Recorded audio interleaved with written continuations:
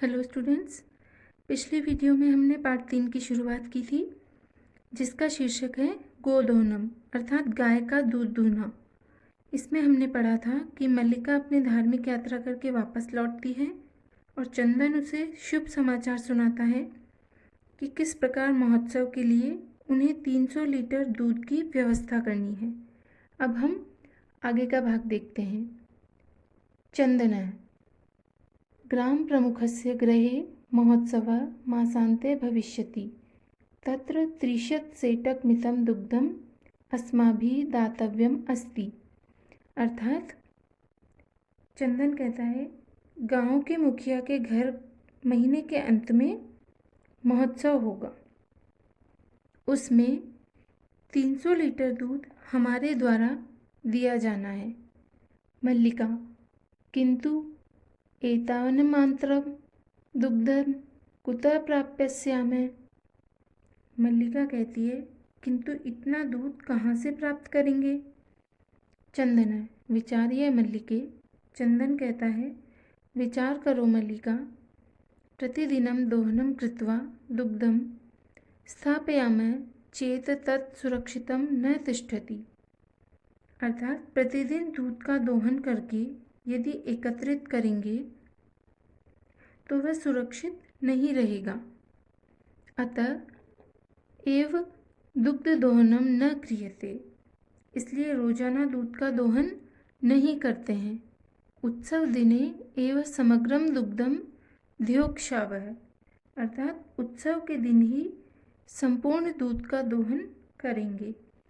मल्लिका स्वामिन। मल्लिका कहती है, स्वामी त्वं तो चतुरतम है, तुम तो सबसे अधिक चतुर हो। अत्युत्तम विचार है, अति उत्तम विचार है। अधुना दुग्ध दोहनम विहाय केवलम नंदिन्याः सेवाम एव करिष्यामि। अर्थात अब दूध का दोहन छोड़कर केवल नंदिनी की सेवा ही करेंगे।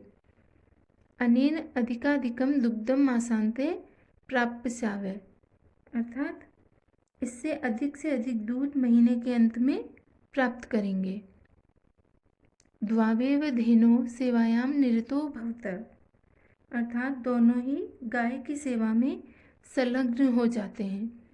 अस्मिन् क्रमे घासादिकं गुडादिकं च भोज्यते, अर्थात इस क्रम में घास आदि और गुड़ आदि खिलाते हैं।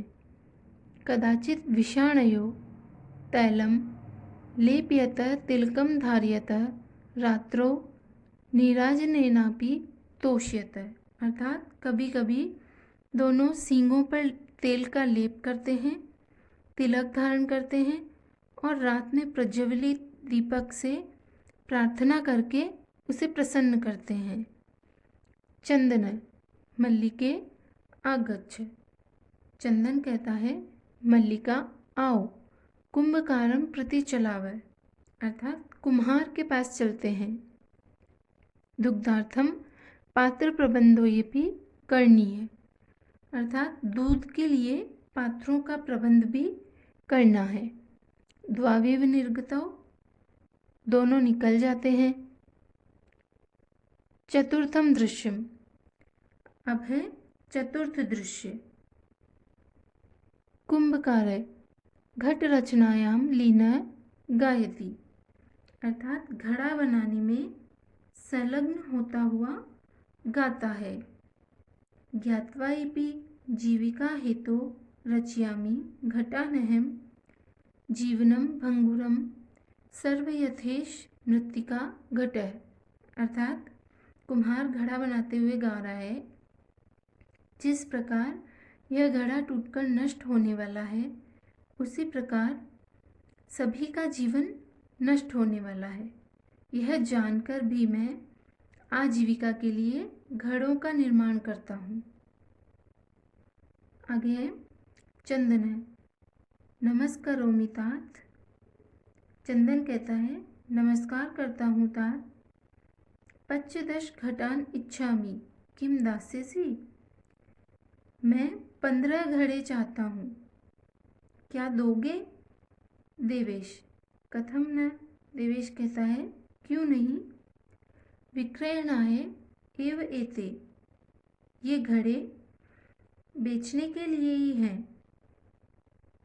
गृहाण घटान, अर्थात ये घड़े बेचने के लिए ही हैं, घड़ों को लीजिए और पश्चस्तोत्तर रूप्यकाणि च देहि, घड़ों को लीजिए और 500 रुपये दीजिए। चंदनाय, साधु चंदन कहता है उचित है। परम मूल्यम तु दुग्धम विक्रीय एव दातुम शक्यते, अर्थात परंतु मूल्य तो दूध बेचकर ही दिया जा सकता है। देवेश, क्षम्यताम पुत्र, देवेश कहता है क्षमा कीजिए पुत्र, मूल्यम विना तु एकम अपि घटम न दास्यामि, मूल्य के बिना तो एक भी घड़ा नहीं दूंगा। अब हम आगे देखते हैं। आगे है मल्लिका, स्वभूषणम दातुमिच्छति, मल्लिका अपना आभूषण देना चाहती है। तात यदि अधुनैव मूल्यम आवश्यकम तर्हि गृहाण एतत् आभूषणम, मल्लिका कहती है तात यदि अभी मूल्य देना आवश्यक है तो यह आभूषण ग्रहण कीजिए। देवेश, पुत्री के, देवेश कहता है पुत्री न हम पाप कर्म करोमि, मैं पाप कर्म नहीं करता हूँ। कथमपि नेच्छामि त्वाम आभूषण विहीनाम कर्तुम, मैं किसी भी प्रकार से तुमको आभूषणों से रहित नहीं करना चाहता हूँ। नयतु यथाभिलषितान घटान, अपनी इच्छा अनुसार घड़े ले जाओ। विक्रीय एव घट मूल्यम ददातु, दूध बेचकर ही मूल्य दे देना। उभो, उभो अर्थात दोनों, देवेश, चंदन और मल्लिका दोनों एक साथ बोलते हैं धन्योइसी तात धन्योइसी, अर्थात धन्य हो तात धन्य हो। पंचमम दृश्यम, अब आगे है पंचम दृश्य। मासांतरम संध्या काल है, 1 महीने के बाद सायकाल का दृश्य है। एकत्र रिक्ता नूतन घटा संति, एक और खाली नए घड़े हैं। दुग्ध क्रेतारय अन्ये च ग्रामवासिना अपरत्र आसीना, अर्थात और दूसरी ओर खरीदने वाले अन्य ग्रामवासी बैठे हुए हैं। चंदनय, धेनुम प्रणम्य मंगलाचरणम विधाय मल्लिकाम आह्वयति, अर्थात चंदन गाय को प्रणाम करके मंगलाचरण करके मल्लिका को बुलाता है। मल्लिके सत्वरम आगच्छ, मल्लिका शीघ्र आओ। मल्लिका, आयामी नाथ दोहनम आरभस्व तावत, अर्थात मल्लिका कहती है आ रही है स्वामी, तब तक दूध का दोहन प्रारंभ करो। चंदन है, यदा धेनो समीपम गत्वा दोग्धुम इच्छति, चंदन कहता है जब गाय के पास जाकर दूध दूहना चाहता है, तदा धेनु पृष्ठपादेन प्रहरति, तब गाय पीछे के पैर से प्रहार करती है। चंदनश्च पात्रेण सह पतति, और चंदन बर्तन के साथ ही गिर जाता है। नंदिनी दुग्धम देहि, नंदिनी दूध दीजिए। किम जातम ते, तुम्हें क्या हो गया है। पुनः प्रयासन करोति, फिर से प्रयास करता है। नंदिनी च पुनः पुनः पाद प्रहारेण ताड़यित्वा चंदनम रक्तरंजितम करोति, अर्थात नंदिनी बार बार अपने पैरों के प्रहार से चंदन को रक्तरंजित कर देती है। हाँ हतोइस्मि चित्कारम कुर्वन् पतति, अर्थात हाय मारा गया हूँ, चित्कार करता हुआ चंदन गिर जाता है। सर्वे आश्चर्येण चंदनम अन्योन्यम च पश्यन्ति, अर्थात सभी आश्चर्य से चंदन की ओर आपस में देखते हैं। अब हम आगे देखते हैं।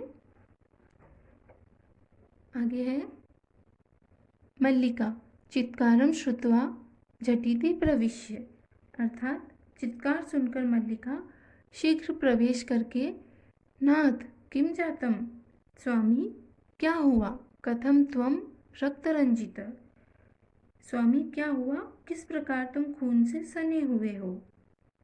चंदन है धेनु लोग्धुम अनुमतिम एव न ददाति, अर्थात चंदन कहता है गाय दूध दूहने की अनुमति नहीं दे रही है। दोहन प्रक्रियाम आरभमाणम एव ताड़यति माम, चंदन कहता है गाय दूध दूहने की अनुमति नहीं दे रही है, दोहन कार्य प्रारंभ करते ही मुझे प्रताड़ित करती है। मल्लिका धेनुम स्नेहेन वात्सल्येन च आकार्य दोग्धुम प्रयतते, अर्थात मल्लिका गाय को स्नेह और वात्सल्य से बुलाकर दूध दूहने का प्रयत्न करती है, किंतु धेनु दुग्धहीना एव इति अवगच्छति, अर्थात लेकिन गाय दूध से रहित है ऐसा जानती है।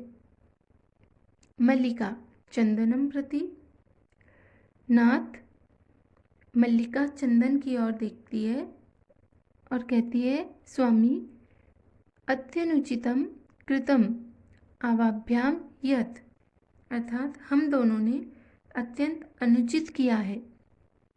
मास पर्यंतम धेनो दोहनम कृतम, कि 1 महीने के बाद गाय के दूध का दोहन किया है। सा पीड़म अनुभवती, वह पीड़ा का अनुभव कर रही है। अतएव ताड़यति, इसीलिए प्रताड़ित कर रही है। चंदन है देवी मयापि ज्ञातम यत्, चंदन कहता है देवी मैंने भी जाना है, अस्माभि सर्वथा अनुचित मेव कृतम यत्, कि हमारे द्वारा सर्वथा अनुचित ही किया गया है। पूर्ण मास पर्यंतम दोहनम न कृतम, पूरे महीने दूध का दोहन नहीं किया। अतएव दुग्धम शुष्कम जातम, इसलिए दूध सूख गया है। सत्यमेव उक्तम, सत्य ही कहा गया है। कार्यम यत्नीयम यत् तद्दैव विधीयताम विपरीते गतिर्यस्य स कष्टम लभते ध्रुवम, अर्थात जो आज का कार्य है वह आज ही करना चाहिए, जिसकी गति विपरीत है वह निश्चय ही कष्ट प्राप्त करता है। मल्लिका मल्लिका कहती है